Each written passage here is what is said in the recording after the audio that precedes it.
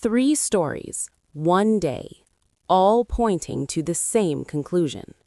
The FBI warned California police departments 3 hours ago that Iran allegedly aspired to launch a surprise drone attack against targets on the West Coast before a single American bomb had fallen.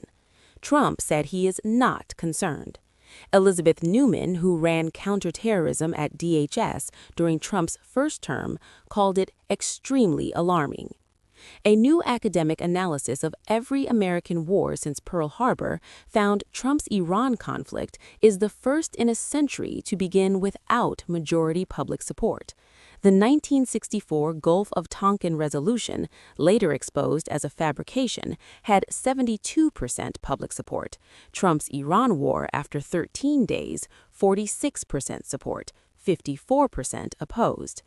And the MAGA coalition, the media empire of podcasters, influencers, and independent conservative voices that delivered Trump the presidency, has fractured so publicly that Slate described the pro-war and anti-war conservative camps as accusing each other of bigotry, idiocy, corruption, hidden ethno-religious agendas, and anti-Americanism. Here is day 13. All three stories. At the end of February, just as U.S. and Israeli strikes were being launched against Iran, the FBI's Joint Terrorism Task Force distributed an alert to California police departments. The alert read, "We recently acquired information that as of early February 2026, Iran allegedly aspired to conduct a surprise attack using unmanned aerial vehicles from an unidentified vessel off the coast of the United States homeland, specifically against unspecified targets in California, in the event that the U.S. conducted strikes against Iran. We have no additional information on the timing, method, target, or perpetrators of this alleged attack." That alert was distributed in February. It became public today. ABC News broke it. Within hours, every major outlet had confirmed it. The word aspired to is doing significant legal and intelligence work in that bulletin. Law enforcement sources told CNN the information is aspirational in nature, and officials do not currently believe there is an imminent threat. A counterterrorism source told the Los Angeles Times the threat has not been deemed credible at this time. CBS News reported that multiple law enforcement officials told them there is no credible intelligence underpinning the bulletin and that it is not actionable. So, aspirational, not imminent, not credible, not actionable. The FBI still sent it to every California police department. That is standard procedure. Share it cautiously, let locals be the eyes and ears. But here is what makes the aspired to framing important beyond the immediate threat assessment. The intelligence was collected in early February, before the war started, which means Iran was planning a retaliatory homeland strike contingency before Trump launched Operation Epic Fury, which means the people who designed this war knew there was a contingency and launched it anyway, without telling the American public. Former DHS counterterrorism head John Cohen was direct. "We know Iran has an extensive presence in Mexico and South America. They have relationships, they have the drones, and now they have the incentive to conduct attacks." A separate encrypted transmission alert, issued earlier this week, warned law enforcement agencies to monitor for a signal that could serve as an operational trigger for sleeper assets outside the country. DHS also issued a bulletin stating that 2 Iranian religious leaders issued separate Farsi language fatwas calling on Muslims worldwide to take revenge for the killing of Ali Khamenei.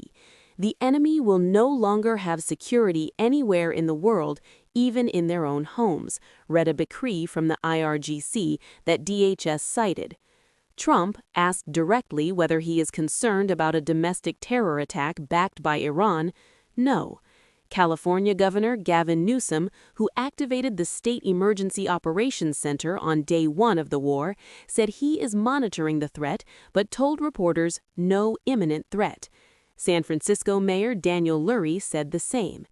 Elizabeth Neumann, who served in Trump's own first term as Assistant Secretary for Counterterrorism, called the situation extremely alarming and said Iran's approach to combating the United States and Israel is through asymmetric warfare.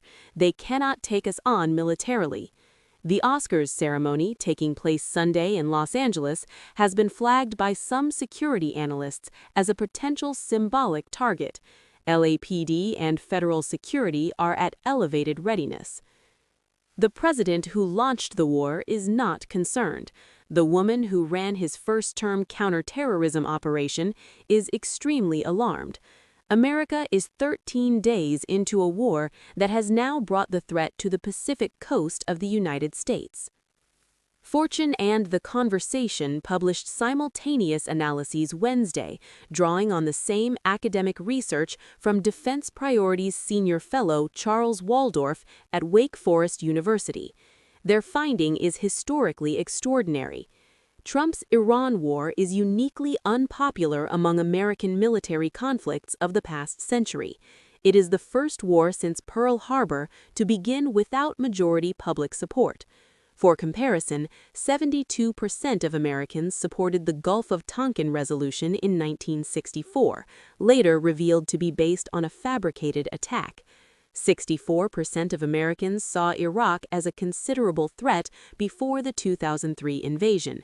63% approved of Bush's handling of foreign policy in early 2003. Even Vietnam had majority public support in its early stages. Trump's Iran war, 46% support, 54% opposed, from day one, before a single American had died. Today, 55% of Americans view Iran as a minor threat or no threat at all. That number was 52% before the war started. 3 weeks of bombing have actually made Americans less afraid of Iran, not more, because the war has revealed the disconnect between the threat-level rhetoric and the pre-existing intelligence assessments. 60% of Americans say Trump has no clear plan for Iran. 60% disapprove of his handling of foreign policy. The comparison that Waldorf makes is the most damning.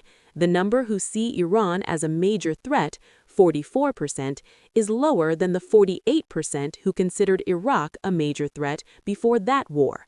And Iraq required a fabricated WMD case, a national trauma fresh in everyone's memory, and 18 months of preparation. Trump started this war with no public case, no congressional vote, and 4 rotating justifications that contradict each other.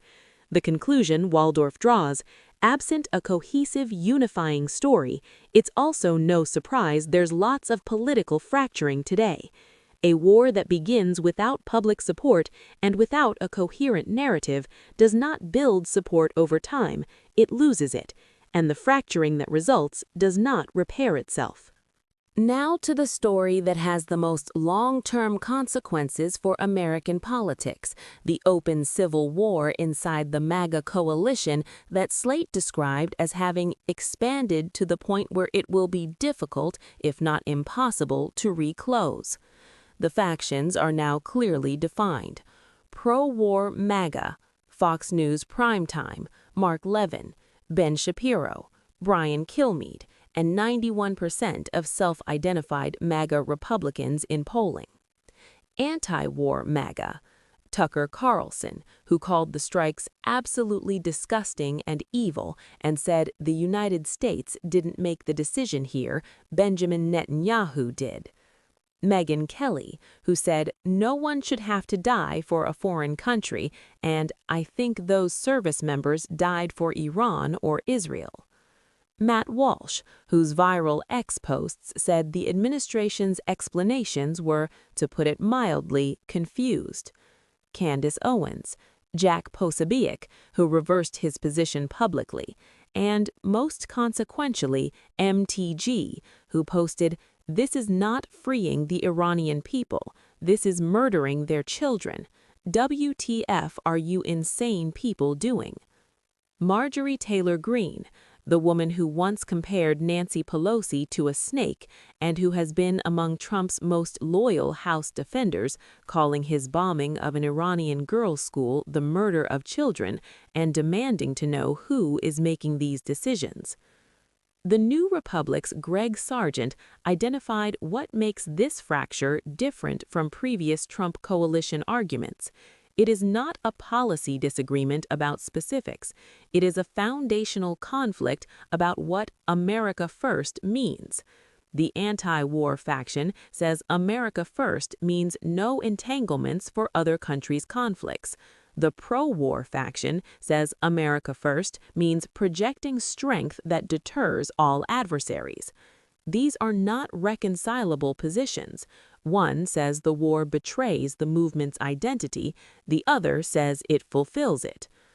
Tulsi Gabbard, Trump's Director of National Intelligence, his own cabinet member, joined the Republican Party and endorsed Trump specifically because he pledged to end wars, not start them. She sold "No War with Iran" t-shirts during her 2020 presidential campaign. She is now the Director of National Intelligence for a president running a war with Iran. J.D. Vance praised Trump's avoidance of foreign entanglements when endorsing him in 2023, saying, "My entire adult lifetime has been shaped by presidents who threw America into unwise wars." He is now the vice president of a president running a war that his own DNI opposed, that his own VP reportedly resisted, that his own base is splitting over. The CS Monitor spoke to Kurt Mills, executive director of the American Conservative. "This looks like an open betrayal of the MAGA base," Mills said. "With this Iran thing, I don't see how the math works in our favor." Trump's response: MAGA is Trump. MAGA is Trump. MAGA is Trump. He has said a version of that sentence in every interview where the fracture was raised. It is not an argument, it is a declaration, and declarations do not close fractures, they deepen them.